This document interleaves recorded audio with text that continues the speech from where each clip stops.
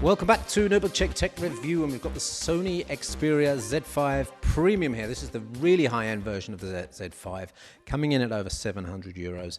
It's got a 5.5-inch screen, 4K screen that is, and it's got this super shiny back on it as well. You can have a look at that. It is a fingerprint magnet, but it's a pretty impressive device. We scored at 88%, and if you want to see the pros and cons, the sort of summary, jump to the end of this video, but don't forget to give us a thumbs up, and don't forget to subscribe if you like these videos and you want to see notifications as we put up new videos. Right, let's jump right into it. There's a lot to get through here because there's a lot involved in this Xperia Z5 Premium. First thing we're going to do, let's take a look around the device, and I'll show you some of the ports and maybe talk about some of the features there. So let's just kick that video off there. Right, so on the left hand side at the top you've got this combination smartphone and nano SIM and micro SD card slot there. Let me just make sure that I'm in focus. We've got autofocus on here. 1 second. That's better. Right. So there's that combi port there. On the top, we've got the headphone jack, and on the other side, we've got the combination fingerprint reader and power button. The volume rocker switch, which is a little bit in a different place to where you might expect it, is further down. That's often the case with these bigger phones for usability reasons. And then we've got a two-stage camera release button there. We haven't got a USB-C port. We've got a micro USB with MHL and OTG support there, so that's quite nice. And there's a lanyard port there. You might want to be thinking about using that because it's an extremely slippery device. Now I'm going to put on this seemingly flat surface there for a second, and you watch what happens. In fact, if you just zoom in there, you should be able to see it moving very slightly, and I'm not going to let it drop, but that's what happens.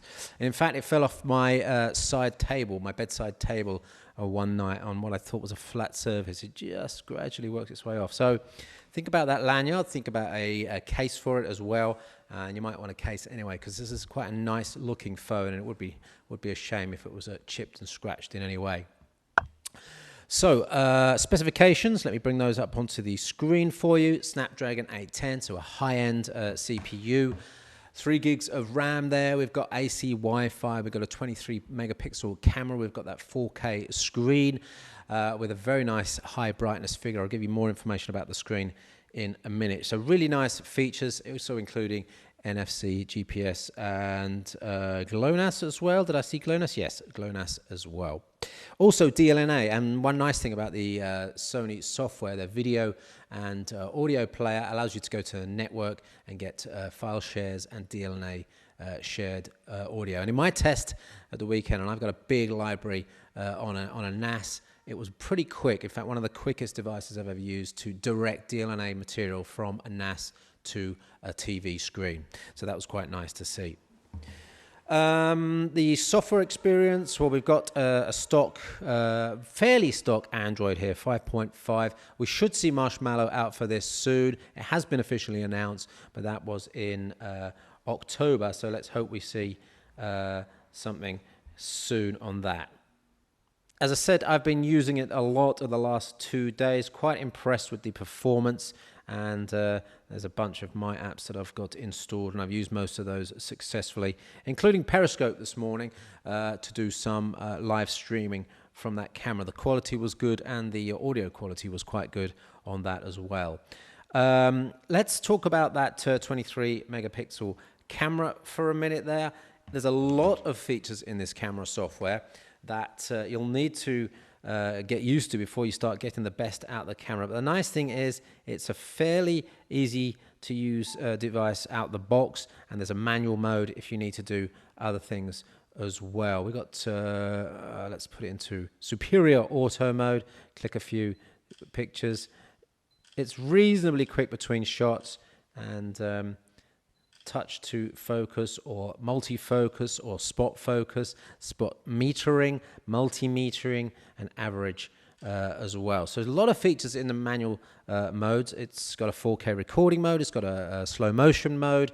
There's a lot of apps that you can add into this to get special features with portrait photography, selfies, all those sort of gimmicks. There's also a nice face in picture mode where you can actually use the front-facing cam to overlay your face on a video that you're taking from the rear. Now, unfortunately, I couldn't get that working in a third-party app, but that's nice to be able to do that if you're recording. Say if you're doing photojournalistic work, that's nice to be able to have that. Right, I'm not going to talk about the GPS. I'm not going to talk about wireless performance or LTE performance. Go to the full review to check all the details out about that. We've talked about the camera sizing. There's a nice comparison chart on the website as well, including some test card results from the camera and also comparisons with other devices as well. Now, what I want to do is to move on to the display. This 4K display has a small disadvantage, which I'll tell you about in a minute.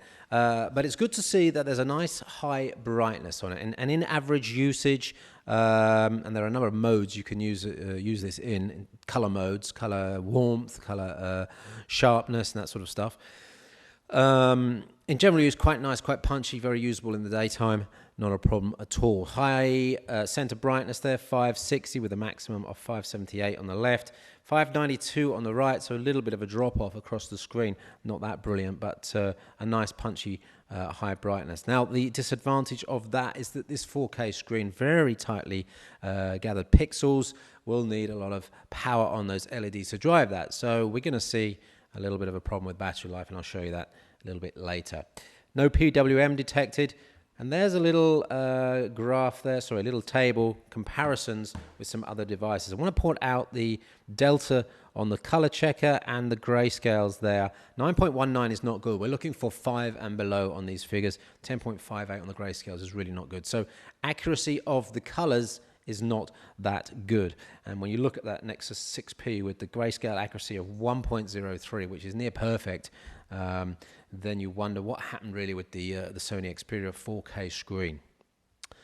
Loads more details about color space and color accuracy on the full review, including tests in various color modes as well. So check that out and get that information from the full review. Now, I'm not going to go too much into performance here either. I just want to say it's up there with the best. There's no major issues. Apart from, of course, number one, the iPhone 6X Plus is faster. It's faster than everything, so no surprises there. The second thing is performance drop-off under load. Heat, thermals are an issue here. We're not quite sure why that would be with such a big phone, but maybe because of the all the features that have been packed into here and the metal back and combination of a number of things, that big battery not leaving enough space for thermals. So a little bit of issue on heat. Let me just quickly give you the heat map from our load testing. 41, 42 degrees is not too bad, and in general use, you won't find it to get too hot, but under load, and if you're charging at the same time, it can get extremely hot on the back there. Just around here, that can get extremely hot when you're charging and using it at the same time. So if you're gaming, be careful, don't charge at the same time on that.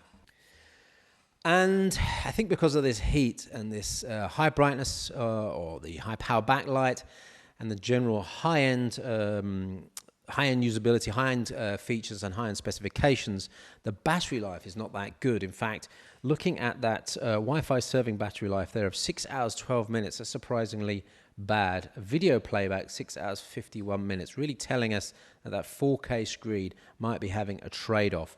If you look at that table there and compare across that H.264 figures there, it's the lowest of the bunch, and it's quite disappointing in terms of battery life across the board there.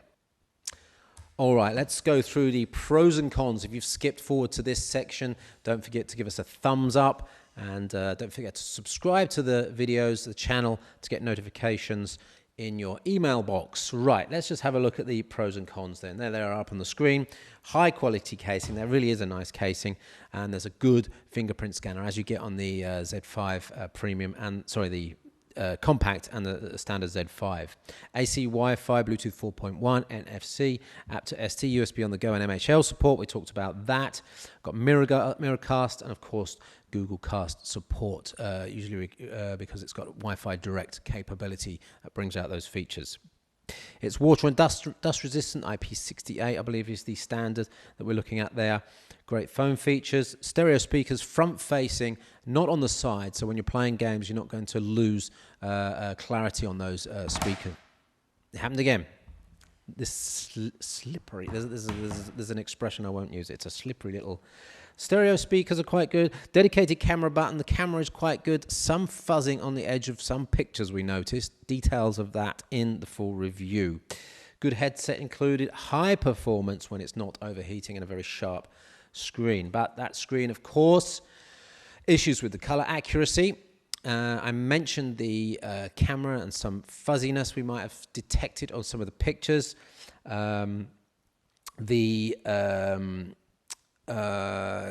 Materials on this so shiny and slippery that they're very fingerprint prone to fingerprints as well. It's a fingerprint magnet, and I cleaned this before I started the review, and you can see already it's absolutely covered in fingerprints now. No USB-C. We've got a relatively poor battery life, but certainly below average for this class of device, and it's not removable as well. It takes a long time to charge with the standard charger because the standard charger doesn't do quick charging, which is only enabled by an accessory, a Sony accessory. Whether we'll see third-party chargers come in to enable that feature, I don't know. But because this is a big 13 watt-hour battery inside, you might want to think about getting the quick charge. So there's the overall score for the Sony Xperia Z5 Premium. 88% is a good score. There's two things to really note. Number one, the slipperiness and the fingerprint magnet. And number two, the cost. This is quite an expensive device. Battery life, I think, although in our tests we saw very low average battery lives compared to other devices in the class, there's a lot of features, a lot of settings on this that allow you to go into stamina mode, ultra stamina mode, power saving mode, battery saver mode, and they're very tweakable as well. So for example, if you wanted 7 days battery life out of it for just phone calls and SMS, you can get that. If you want to stop certain apps from running in the background, for example Skype, you might want to stop, you can do that. You can just let, for example, WhatsApp run in the background. So that's going to save a lot of battery power. You can also turn off NFC, GPS, location as well. So in terms of battery life, it's probably got enough flexibility to allow you to get to where you want to have it in terms of battery life. 88% then, though, not too bad. That was the Sony Xperia Z5 Premium. I enjoyed it. I had it for 2 or 3 days, and the whole of the Z5 range is actually pretty good. Don't forget to check out the Z5 Compact, my personal favorite smartphone of the recent months, and the standard Z5. I'm actually, despite that Compact being my favorite smartphone, I think it fits many people's requirements better than a lot of other devices. I personally am probably going to buy a Z5 because I think that the size, the features, and the fact that it's got the black casing rather than this shiny casing actually fits my requirements pretty well. I'm really impressed with the Z5 range. That's just a personal thought on the Z5s. Thanks for watching this far. If you got something out of it, don't forget to give us a thumbs up, please. And don't forget to subscribe. You'll get notifications in your email box if you enable that email notification feature on the YouTube subscriptions.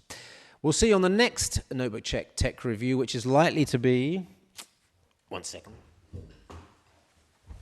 This is the Lumia 950 XL. So I'll be testing that.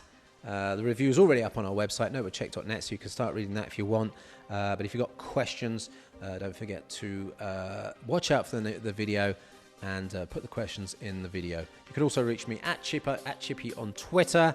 I want to thank the co-working place in Bonn for letting us film here. And we'll see you on the next Notebook Check Tech Review video. Thanks for watching.